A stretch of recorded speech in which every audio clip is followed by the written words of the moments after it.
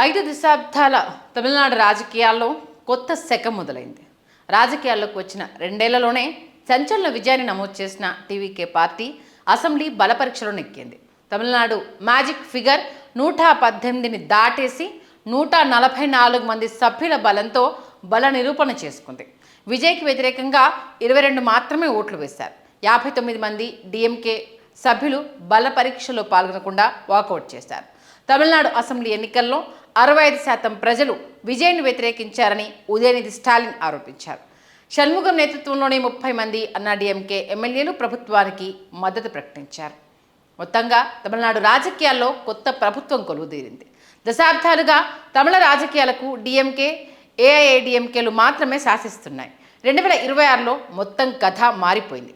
తొలిసారి అసెంబ్లీ ఎన్నికల బరిలోకి హీరో జోసెఫ్ విజయ్ నేతృత్వంలోని టీవీకే 108 సీట్లు సాధించి అతిపెద్ద పార్టీగా అవతరించింది.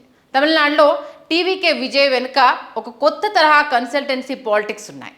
బిగ్ డేటా మ్యాథమెటిక్స్ ఉన్నాయి. కులాలు, మతాలు, సామాజిక వర్గాలు, సమూహాల వారీగా ఓట్ల లెక్కలు పక్కాగా ఉన్నాయి. ప్రజల భావోద్వేగాలను, నాడిని పసిగట్టే ఆధునిక వ్యూహాలు ఉన్నాయి.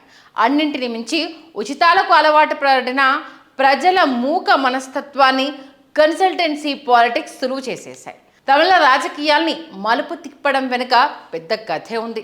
రాజకీయాలను నడిపించే వ్యూహాల వెనుక ప్రజల నాడిని పసిగడతామని చెప్పుకునే కన్సల్టెన్సీ వ్యూహాలు ఉన్నాయి. 12 మంది సభ్యుల మాజీ ఐపాక్ బృందం ఎన్నికల ఫలితాలను తారుమారు చేశాయని క్లెయిమ్ చేసుకుంటోంది. నమస్తే, నేను మీ Sandhya. Welcome to top story.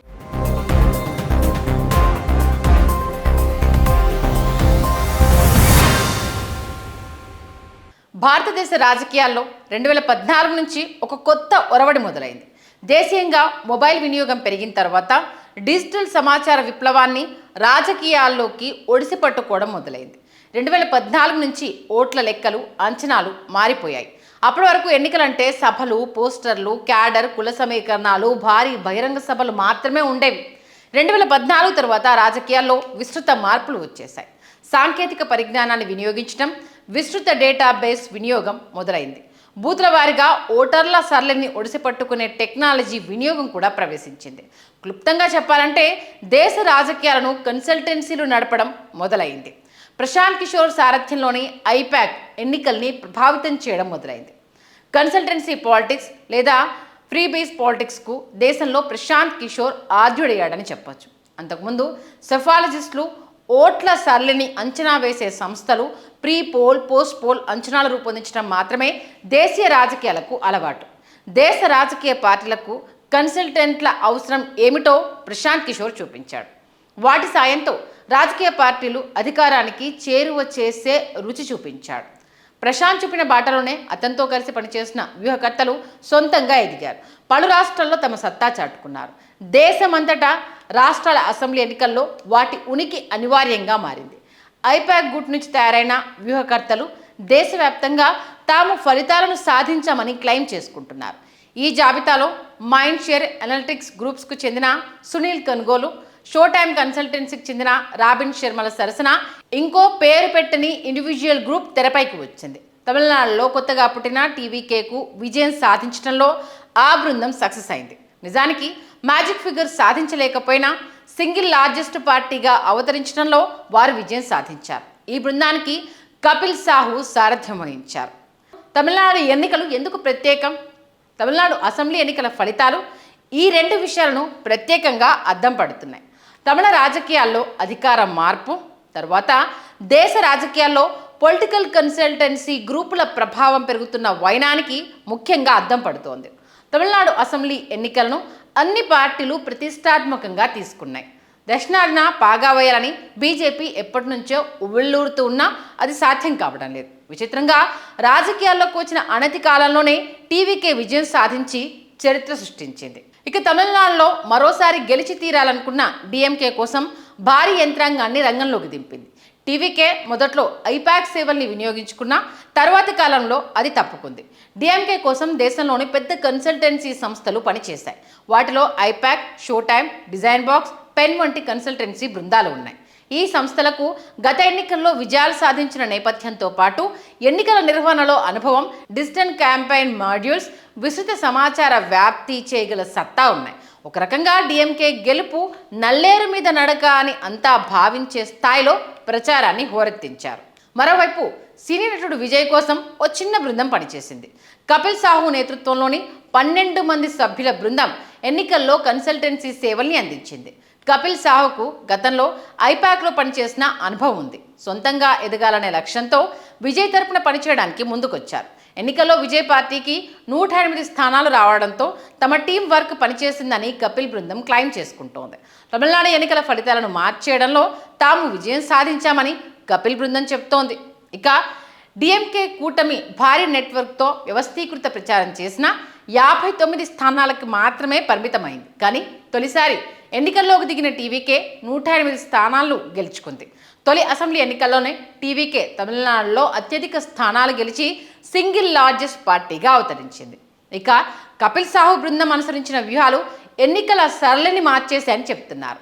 సంప్రదాయ విధానాలతో ద్రవిడ పార్టీలు ముందుకు వెళితే అందుకు భిన్నమైన ధోరణితో టీవీకే ముందుకు వెళ్ళింది.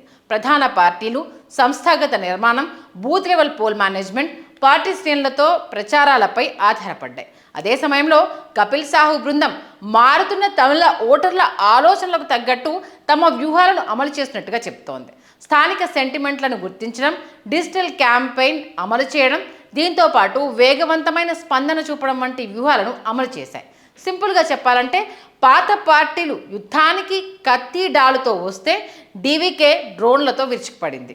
టీవీకే ప్రచారంలో ప్రధానంగా యువతను లక్ష్యంగా చేసుకుంది.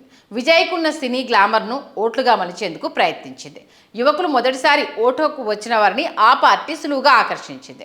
పట్టణ ప్రాంత ఓటర్లు, మధ్యతరగతి ప్రజలు విజయ్ అభిమానుల ఓట్లను చెదిరిపోకుండా జాగ్రత్త పడింది. విజయ్ సినీ ఇమేజ్ చుట్టూ ప్రచారాన్ని సాంస్కృతిక భావోద్వేగ ఉద్యమంగా మలిచారు. విజయ్కున్న సినీ ఫ్యాన్స్ను రాజకీయ శక్తిగా మలచడంలో సక్సెస్ అయ్యారు. తమిళ ఓటర్ల సెంటిమెంట్ను అర్థం చేసుకొని దానిని ఓటింగ్గా మార్చడంలో టీం సక్సెస్ అయ్యింది. ఇక ఎవరి కపిల్ సాహు? తమిళనాడు ఎన్నికల ఫలితాలకు ముందు కపిల్ సాహు ఎవరో ఎవరికి పెద్దగా తెలియదు. 2024 అసెంబ్లీ ఎన్నికల్లో షో కన్సల్టెన్సీ కూడా ఇలాగే తలుక్కున మెరిసింది. ప్రశాంత్ కిషోర్ టీం సభ్యుడైన రాబిన్ శర్మ ఎన్నికలకు 2-3 ఏళ్ల ముందే పని మొదలుపెట్టి సక్సెస్ అయ్యారు. అదే బాటలో కపిల్ సాహు తమిళనాడు టీవీకేను గెలుపు బాట పట్టించారు. టీవీకే ప్రచారానికి ముందు సాహు దేశంలోని పలు రాజకీయ వాతావరణాల్లో పనిచేశారని ఆయన టీం సభ్యులు చెప్తున్నారు.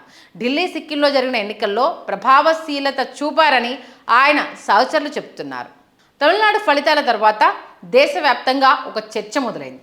ఉచిత నగదు బదిలీ పథకాలపై ఆధారపడి ఓటు బ్యాంక్ రాజకీయాలు చేస్తున్న కన్సల్టెన్సీలతో ప్రజాస్వామ్యానికి ఏ మేరకు మేలు జరుగుతుందనే చర్చ కూడా లేకపోలేదు. ప్రతిపక్షంలో ఉన్న పార్టీలు అధికారంలో ఉన్న వారి కంటే ఇంకా ఎక్కువ ఇస్తామని హామీలు ఇవ్వడం ద్వారా అధికారానికి చేరువవుతున్నాయి. ఆంధ్రప్రదేశ్లో 2019లో జరిగిన ఎన్నికల్లో నవరత్నాల హామీతో అధికారంలోకి వచ్చింది. 5 ఏళ్లలో 2.70 లక్షల కోట్లు డీబీటీ ద్వారా పేదలకు ఇచ్చామని ఆ పార్టీ చెప్పుకుంది. కానీ 2024 ఎన్నికల్లో పార్టీ కేవలం 11 సీట్లకే పరిమితమైంది. 3 ఏళ్ల క్రితం కర్ణాటకలో సునీల్ కొనుగోలు సారథ్యంలో మైండ్ షేర్ అనలిటిక్స్ కూడా ఉచిత పథకాలు నమ్ముకొని కాంగ్రెస్ను అధికారంలోకి తీసుకొచ్చింది. తెలంగాణలో కూడా సునీల్ టీం ఉచిత హామీలకే ప్రాధాన్యం ఇచ్చి అధికారంలోకి వచ్చిందన్న విమర్శలు ఉన్నాయి. ఇక 2024 ఆంధ్రప్రదేశ్లో జరిగిన ఎన్నికల్లో రాబిన్ శర్మ నేతృత్వంలోని షో టైమ్ కన్సల్టెన్సీ ఎన్నికల్లో విజయం సాధించింది. ఎన్నికల ప్రచార సమయంలో షో టైమ్ ప్రతిపాదించిన సూపర్ 6 హామీలకు ప్రాధాన్యం ఇవ్వడం ద్వారా అధికారానికి చేరువయ్యారు.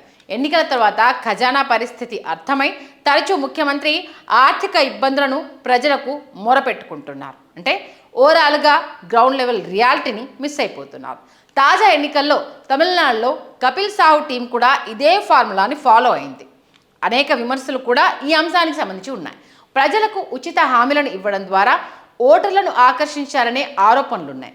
విజయ్ హామీలను అమలు చేయాలంటే భారీగా నిధులు అవసరమవుతాయి. వాటిని అమలు చేసే సామర్థ్యం రాష్ట్ర ఖజానాకు లేదు. మే 4వ తేదీన ఎన్నికల ఫలితాలు వెలువడినప్పటి నుంచి ముఖ్యమంత్రిగా ప్రమాణ స్వీకారం చేసే వరకు హైడ్రామా నడిచింది. ప్రభుత్వాన్ని ఏర్పాటు చేసేంత సంఖ్యాబలం లేకపోవడంతో టీవీకే ప్రభుత్వ ఏర్పాటుపై దోబూచులాట నడిచింది. చివరకు మిత్రపక్షాల సాయంతో విశ్వాస పరీక్షను విజయ్ నెగ్గారు. డిఎంకే వాకౌట్ చేయగా కాంగ్రెస్, వామపక్షాలు, వీసీకే, ఐయుఎంఎల్, ఏఎంఎంకే వంటి పార్టీలు మద్దతుగా నిలిచాయి. అటు ఏఐడిఎంకే చీలిక వర్గం ఇచ్చిన మద్దతుతో 144 మంది సభ్యుల బలం టీవీకేకు దక్కింది. నిన్న మొన్నటి వరకు సినీ నటుడిగా వెండితెరపై ప్రేక్షకుల్ని అలరించిన విజయ్ ఇప్పుడు ముఖ్యమంత్రిగా కొత్త రోల్ చేపట్టారు. ఆయన యాక్షన్, కన్సల్టెంట్ల వ్యూహాలు ఏమాత్రం రంజింపజేస్తాయో తమిళ తెరపై చూడాల్సిందే.